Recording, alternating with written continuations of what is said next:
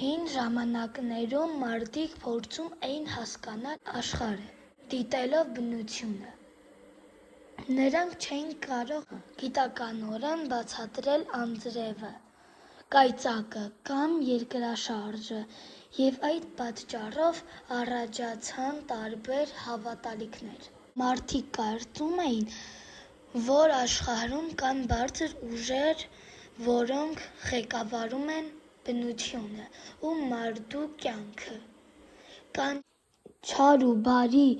ոգիներ, որոնց պետք է զոհեր մատուցել, նրանց նվիրված ծեսեր անել։ Ժամանակի ընթացքում տարբեր ժողովուրդների մեջ ձևավորվեցին։ Շատերը կարծում են, որ կրոնները օգնում են մարդուն հասկանալ ինչպես ապրել ճիշտ, ինչ անել, որպեսզի լինի բարություն և արդարություն աշխարհում։ Կրոնը մարդկանց տալիս է հույս, ուժ և բարոյական արժեքներ։ Կրոնը մարդու չի ստեղծել իր ցանկությամբ։ Ես կարծում եմ, որ ժամանակների մայրը, տիեզերքի Աստվածը կամ Բարձրյալը, ինչպես կուզեք կանվանեք,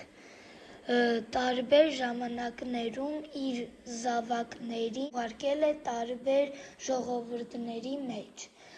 Նրանք մարդկանց փոխանցել են փրկարար գիտելիքներ, ճշմարտություն և լույս։ Այդ կերպ կրոնը դարձել է կապ Բարձրյալի և մարդու միջև, որպեսզի մարդը չկորցնի իր հոգևոր ուղին։ Հետագայում զարգացավ նաև գիտությունը։ Գիտնականները սկսեցին ուսումնասիրել աշխարհը փորձերի և ապացույցների միջոցով։ Գիտությունը բացատրեց շատ բաներ, օրինակ, թե ինչպես է աշխատում մարդու մարմինը կամ ինչու է երկիրը պտտվում Արեգակի շուրջը։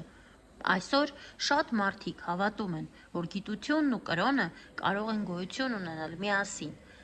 Ես կարծում եմ, որ գիտությունը դեռ զարգանալու տեղ ունի, որ բացատրի բնության երևույթները և այն հոգևոր գիտելիքները,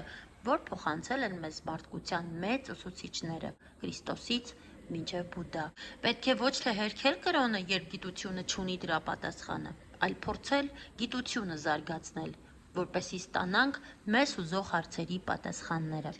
Նորություններն ու գաղափարները փոխում են աշխարհը։ Մարդկության զարգացումը միշտ կապված է եղել նոր գաղափարների հետ։ Երբ մարդիկ լսում են նոր մտքեր և փորձում դրանք օգտագործել, աշխարհը փոխվում է։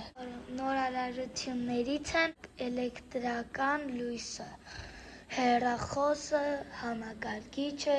և ինտերնետը։ Դրանք օգնում են մարդկանց ավելի արագ սովորել, շփվել և աշխատել։ Բժշկության մեջ նոր գաղափարների շնորհիվ հնարավոր է դարձել բուժել շատ հիվանդություններ։ Բայց ոչ միայն տեխնիկան է փոխում աշխարհը, մարդուն փոխում են նաև հոգևոր գաղափարները, որոնք սովորեցնում են բարություն, սեր և պատասխանատվություն։ Երբ նորարարությունն ու հոգևոր գիտելիքը միասին են, աշխարհը դառնում է ավելի հավասարակշռված և խաղաղ։ Ես կարծում եմ, որ կրոնը, գիտությունը և փիլիսոփայությունը հակառակ բաներ չեն, այլ մեկը մյուսին լրացնող ճանապարհներ են։ Դրանք օգնում են մարդուն ավելի լավ հասկանալ ինչպես աշխարհը, այնպես էլ ինքն իրեն։ Իմ կարծիքով, կրոնը մարդուն օգնում է հասկանալ կյանքի իմաստը և չկորցնել իր հոգևոր ուղին։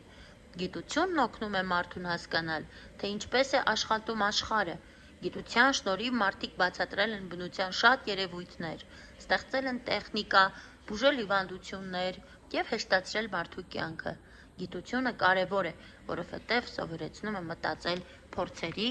ու փաստերի միջոցով։ Փիլիսոփայությունն օգնում է մարդուն խորությամբ մտածել, այն ստիպում է հարց տալ. ինչն է ճիշտ, ինչն է սխալ, ինչ է ճշմարտությունը և ինչ է մարդը։ Փիլիսոփայությունը կանգնած է գիտության և կրոնի միջև և օգնում է հասկանալ երկուսին էլ։ Երբ կրոնը, գիտությունը և փիլիսոփայությունը միասին են,